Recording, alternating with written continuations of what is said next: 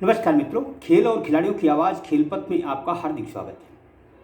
दोस्तों, उत्तर प्रदेश में ज़मीनी स्तर पर खेलों का भला करने वाले बहुत कम लोग हैं। अलबत्ता यहाँ चापलूसों की लंबी जमात है। देखा जाए तो उत्तर प्रदेश में कोई 2 साल पहले भारतीय ओलंपिक संघ के कोषाध्यक्ष और उत्तर प्रदेश में ओलंपिक एसोसिएशन के सचिव पद पर लंबे समय से काबिज आनंदेश्वर पांडे को कॉमनवेल्थ वोकेशनल यूनिवर्सिटी बैंकॉक ने खेलों के क्षेत्र में असाधारण कार्य करने के लिए मानद उपाधि प्रदान की थी। यानी आनंदेश्वर पांडे डॉक्टर आनंदेश्वर पांडे बन गए। उस समय उत्तर प्रदेश ही नहीं, कई राज्यों के चापलूस किस्म के खेलनहारों ने आनंदेश्वर पांडे की इस कदर तारीफ और उनके सम्मान में कसीदे गढ़े थे जैसे इन जैसा दूसरा कोई देश में पैदा ही नहीं हुआ है। उस समय उत्तर प्रदेश के खेल निदेशक राम प्रकाश सिंह ने भी आनंदेश्वर की मुक्त कंठ से तारीफ की थी। कहा था कि खेलों में पांडे जैसा दूसरा हुआ ही नहीं। स्वाभाविक सी बात है कि जब एक दूसरे के हित आपस में जुड़े हुए हों तो एक दूसरे की तारीफ करना इनका दायित्व बन जाता है।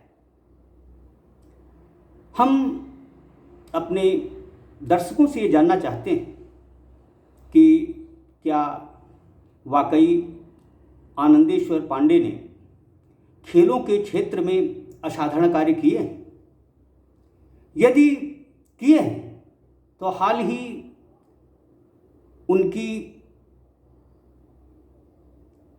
कारगुजारियों के जो समाचार, जो चित्र सामने आ रहे हैं वह फिर क्या है? दरअसल हमारे देश में आज़ादी के 75 साल बाद भी खेलों का विकास इसलिए नहीं हो सका क्योंकि इसके लगभग 4 दशक तक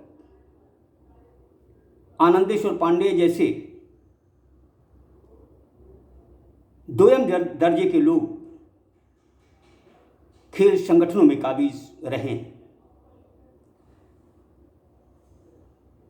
आनंदेश्वर पांडे की तारीफ करने वाला क्या ये बता सकता है कि इस शख्स ने उत्तर प्रदेश में खेलों का कितना भला किया है?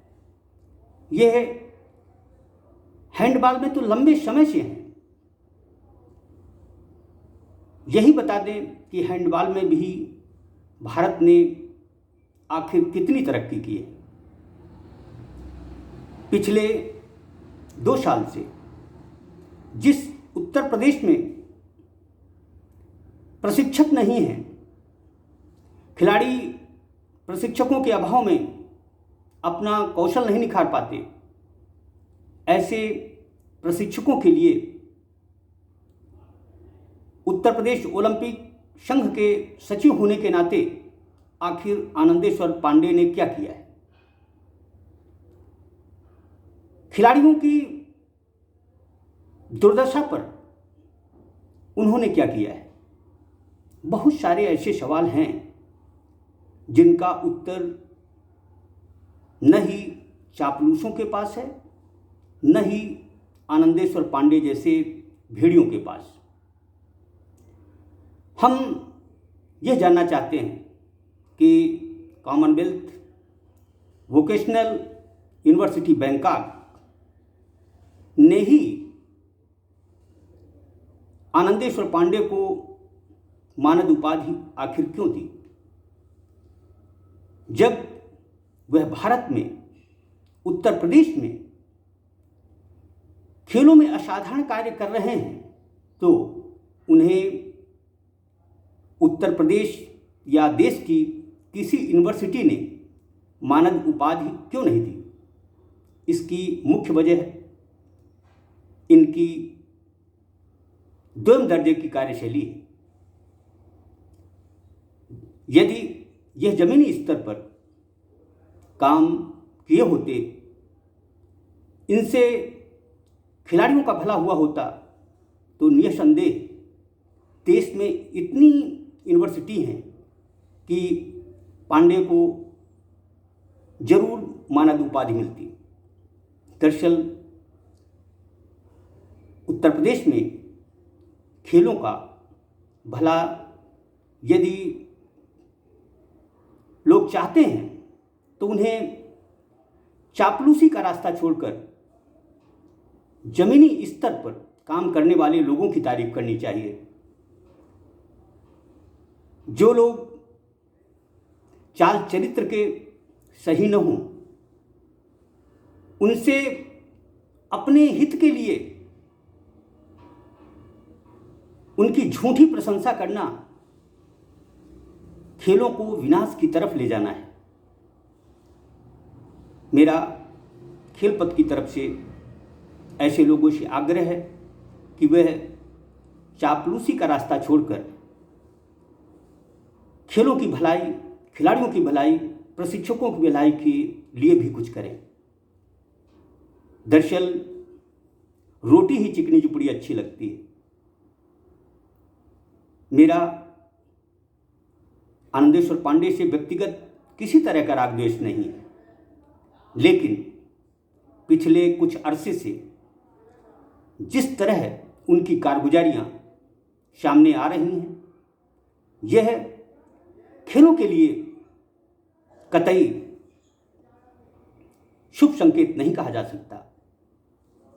हम यदि खेल संगठनों की राजनीति करते हैं तो हमारे बहुत सारे दायित्व हैं जिनका निर्वहन करना हर खेल संगठन पदाधिकारी का नैतिक दायित्व है।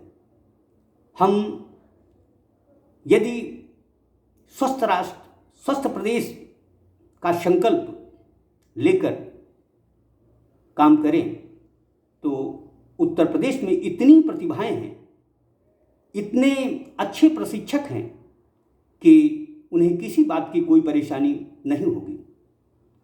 जिस केडी सिंह बाबू स्टेडियम में आनंदेश्वर पांडे ने अपना आशियाना बना रखा है, उस केडी सिंह बाबू स्टेडियम के खिलाड़ियों के लिए ही कुछ वह अच्छा किए हों तो बताएं। दरअसल सम्मान आजकल पाना बहुत आसान बात है और आनंदेश्वर पांडे जैसे लोगों के लिए तो बहुत ही, क्योंकि इनकी कारगुजारियां सभी को पता है। यह बात अलग है कि कमज़ोर और डरपोक लोग सच कहने से घबराते हैं। वह इस असमंजस में रहते हैं कि कहीं उनका आनंदेश्वर पांडे या राम प्रकाश सिंह जैसे लोग नुकसान न पहुंचा दें। दरअसल यदि आप सही रास्ते पर चलेंगे तो आपका ये लोग कुछ भी नहीं बिगाड़ सकते, क्योंकि यह खुद डरे हुए डरे हुए इसलिए हैं कि इनके कृत्य खेलों की भलाई के लिए नहीं बल्कि खिलाड़ियों प्रशिक्षकों के शोषण के लिए हैं। कम से कम खेलों की भलाई के लिए, खिलाड़ियों की भलाई के लिए चापलूसी का रास्ता छोड़कर आनंदेश्वर पांडे जैसे लोगों को आगे बढ़ाने का काम मत करिए। इससे उत्तर प्रदेश के खेल सत्यानाश हो जाएंगे, खिलाड़ी असमय अपना खेल छोड़ देंगे और दूसरे प्रदेश की तरफ जिस तरह पलायन कर रहे हैं इसमें और इजाफा होगा। विनम्र आग्रह है कि सच को सच बोलने की हिम्मत रखिए। जय हिंद, जय भारत।